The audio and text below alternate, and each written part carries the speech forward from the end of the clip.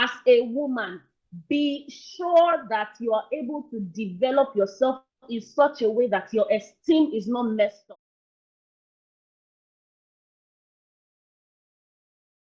Having a niche for yourself in Africa.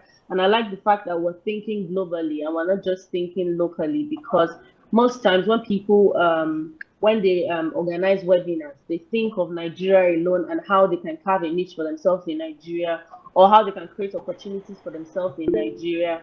And it's very important that, we don't just look into Nigeria alone, but we look into the global aspect of it. You look into Africa, you look into the world, and the universe at large. So carving a niche for yourself, I'm going to be using it, interchangeably with creating opportunities, because that's basically what it is. Carving a niche for yourself is to create an opportunity for yourself. It's basically to like what you're doing. It means to spot a useful area for yourself that no one has spotted. So I can also interchangeably use it with creating a personal brand for yourself. As Thomason has read in my profile, I'm a brand consultant. So I like to talk to people about creating a brand for yourself, having a good personal brand. It's part of the things. It has one way or the other. It has to do with creating a good brand for yourself, having a niche for yourself. So by the time you get to focus on a particular area, that this is where I want to establish myself, this is where I want to create an opportunity for myself. By that way, you are having a niche for yourself indirectly. So now I'm going to give you 5 basic steps to carve a niche for yourself. Now, I'm not saying that these are stereotype steps. I'm not saying that these are the only steps that you have to follow to carve a niche for yourself. I'm just saying that this is a guideline. These are tips. You know, in carving a niche for yourself, you have to first of all understand what you like to do, right? I know that there are so many motivational speakers that talk about, having a passion. You have to be passionate about what you're doing. You have to like what you're doing. Don't just take what you're doing as a hobby. They are not wrong. They are right, because in carving a niche for yourself, you're creating a role for yourself. You're creating an opportunity for yourself, and especially for students and work people. You have to understand particular for yourself. The first thing you have to do is to identify your passion. If you don't have a passion, because I've had conversations with so many people that they say that they don't know their passion, or they don't know what they like to do. This is where self-discovery comes into play. This is where you have to talk to people and to analyze your skills. As a human being, there are so many things that you know how to do that on your own you cannot discover them. But if you get to have conversations with people, discussions with people, they get to tell you that, okay, well, Thomason, this is what you like to do. Jumoke, this is what you like to do. Falakemi, this is what you like to do. This is where I can recommend you on. I don't know if you guys have been in such a situation where you're just on your own and then someone just calls you out of the blues and says that, oh, I got your number from this person, because they said that you're good in this particular thing. That is a way of having a niche for yourself. Once you start to see that people begin to recognize your impact in a particular place, or you begin to give value to people in a particular field, it means that you're literally having a niche for yourself. So don't take having a niche for yourself as a supernatural thing, or a magic thing, or something that's not easy to achieve. It's simply creating a role for yourself, creating an opportunity for yourself, just for you to generally evaluate your passion and your skill and the things that you love to do on a normal day. Now, one thing that the major reason why people think, or people used to say that, in order to have a need for yourself, it has to be something that you're passionate about. Is because they look into this sustainability strategy. I know that there are so many people that have businesses that they are like, oh, I want to start a business because I want to start to make money. I want to monetize my brand. But one thing you fail to realize is that you cannot just monetize your brand without looking or thinking about the sustainability strategy. What do I mean about sustainability strategy? You have to be consistent. This is something that will lead you. So in having a niche for yourself, in finding a role for yourself, in creating an opportunity for yourself, it has to be something that you can sustain on. It has to be something that in the next 5 years you still see yourself doing such a thing. And that is where consistency is. And I used to say this thing that if you're consistent, you'll keep it. But if you're persistent, you'll get it. So you have to be very consistent, you have to be very passionate, you have to be persistent in the things that you're doing. So by the time you identify your passion or your skill, how many of us have, if you have a CV here, let me see your hand. So basically, if you have a curriculum vitae, there's a section where you generally, when I say that you're carving a niche for yourself, about being passionate, about having great skills, you have to make sure that you can sustain on it. You have to make sure that you're consistent. You have to make sure that it's not something you start now and then in the next 2 minutes you're gone. You have to make sure that the things that you're doing has to show, like, it's majorly value, is you giving out value, and it's not just value in the interim. You have to think about your 10 years plan. So when you start a thing, or when you start to spot a useful area in yourself that nobody has ever looked at, you have to make sure that that thing can sustain you. You have to make sure that you're consistent. It's not something that you start because of money and then stop it because maybe the market analysis of the particular field you're into is not going. So let me give a practical example so it doesn't look like I'm talking all theoretical. So today you are a student and you've decided to go into oil and gas. But because you know that, and the reason why you went into oil and gas is because oil and gas literally is like 90, it generates, is about 90% of Nigerians, generating income. So now because of that, you decided to go into oil and gas. Now, bear it in mind that there are so many fields in oil and gas. We have the transactional part, we have the dispute resolution part, we have the exploration part. There are so many other fields in oil and gas. Now, give for instance, because you want to have a niche for yourself, you have decided to go into the legal area. Now, by going into the legal area, you have decided to go to the dispute resolution, and that's because you want to be a lawyer and you want to be able to defend, blah, blah, blah.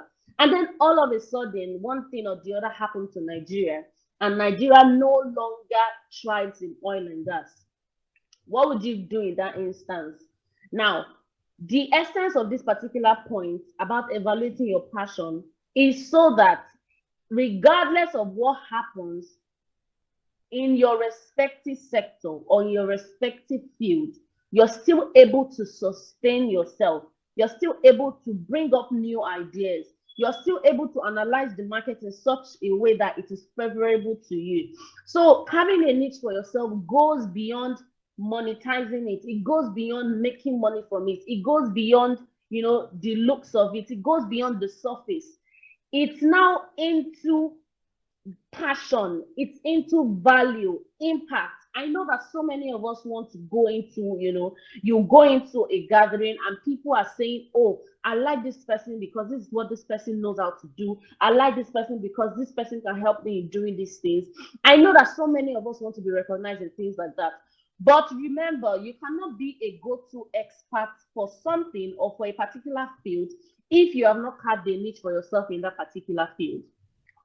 Create new roles for yourself. I usually tell people that the sky is wide enough. If I'm doing event planning and another person is doing event planning, it doesn't stop me from doing event planning. Why? Because there are so many fields in event planning that I can launch into. I do not necessarily have to copy this person. I do not necessarily have to do the exact thing this person is doing. Carving a niche for yourself includes you bringing up innovations. It means you being creative. It means you going all out for the thing that you like to do. Just because you want to create a brand for yourself, just because you want to carve a niche for yourself, just because you want to create an opportunity for yourself, just because you want to make global impact, and just because you want to blow in street terms. So I won't remove the place of money because that's basically what sustains us, right? It sustains everybody. You can't say because you're carving a niche for yourself, you won't analyze your market. You won't say that, oh, is the market favorable to me in this particular field? You have to analyze it. You have to ensure that the place you're going to, the field you're going to, the industry that you're launching into, it is, there's money in it. There's something that would, apart from value, apart from passion, and apart from making an impact, you're able to even make a living. You're able to be comfortable. And that's where we see successful entrepreneurs, successful creatives doing the things that they like, making money, and doing business at the same time. So you have to consider all these things. All these factors work hand in hand. You cannot remove one because you feel that, oh, this is the only one that makes sense, and then the other ones, they are empty. You have to join them and, work hand in hand with these things. So now I'm going to focus and I'm going to conclude using this phrase, right? Based on the fact that this particular program is, specifically, for the female gender, the girl education, the measurement for your capabilities is not gender. Being a woman does not mean that you're incapable of doing certain things. Being a woman does not mean that you're not privy to certain opportunities. Being a woman does not mean that you cannot flourish in your particular industry. So now the end goal is this. After making a role for yourself, after creating an opportunity for yourself, after carving a niche for yourself, after spotting a useful area for yourself, what exactly can you use this thing for? Because by the time that you have developed yourself and you have discovered yourself, one way or the other, the things that people will say about you will pull you down. As you're going forth in your career, as a young professional and as a business owner, I know so many times that I've heard side comments or things come from the society, bad, negative things, basically people saying one thing or the other. Oh, what she's doing, or she's probably sleeping with a man, or she's probably doing something. Just know that you cannot evade these negative things because it's the society that we live in, right? But if you keep doing things for yourself, if you keep having a need for yourself, if you keep finding opportunities for yourself, and you know in your heart that you're doing hard work, you keep doing these things for yourself, people will not talk. Because over a period of time, your success will show forth for you. Find that industry that you like. Find that industry that you see that the market will work for you in, and explore. Go all out. Do not limit your capabilities. I always say that you cannot quantify your capabilities until self-discovery has been effected. You discover yourself, you know that this is what you're good at, you know that this is where your skills are 100% in, and you go for it, regardless of what the society has to say. So by doing that, over a period of time, if you're consistent in it, you will make some money. And by the time you make some money, you will impact your society. When you impact your society, people begin to see that you have value.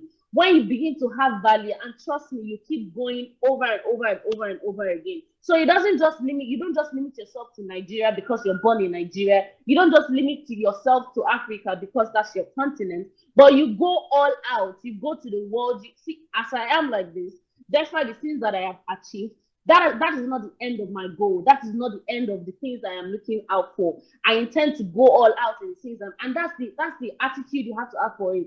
Do not give up, regardless of whatever the society throws at you, regardless of what life throws at you. You are who you are because you have said that this is who I am. Only you can define yourself. Only you can say that this is your capability. Only you can know only you can know your potentials. So having discovered all these places, having understood your skills, having understood the general things about yourself, you have to go all out. You have to be consistent. You have to have a personal development plan, and make sure that in looking at all these things, in checking all these sectors, make sure that you are very, very, very analytical. Don't just do things for the purpose of doing it. Make sure you do it because you know that there is reward at the end of it. Right? And I pray that, God will give everybody the capabilities to do what they have to do and, to explore their success. Thank you very much, everyone. And I hope that, my 2 cents on this particular topic has helped you. Thank you very much, Tosin, for the invitation. Amen. Thank you so much, ma'am. We really appreciate your time and your support for coming in here out of your busy schedule. Thank you so much, Miss Bimpe Mosanya. Hi, good evening. Good evening, Feromi.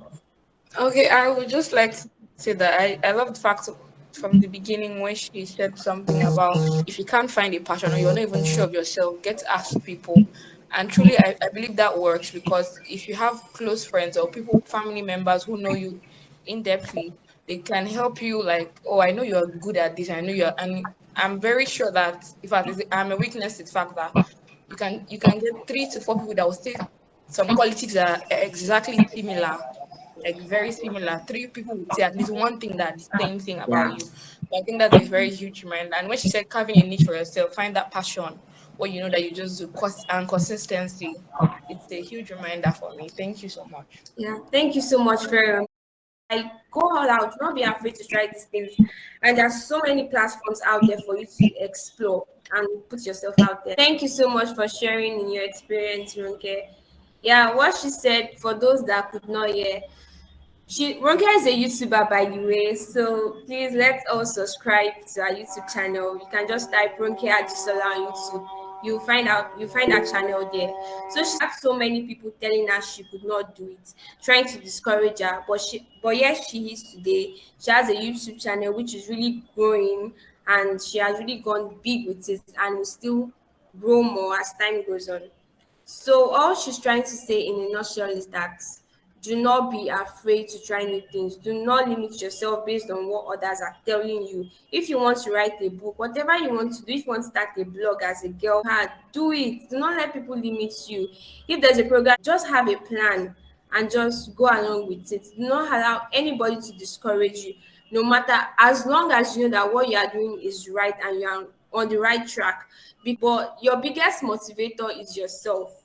Other people can tell you you can do it, but if you do not believe you can do it, I guess you would not be able to do it. For listening today, for attending today's session.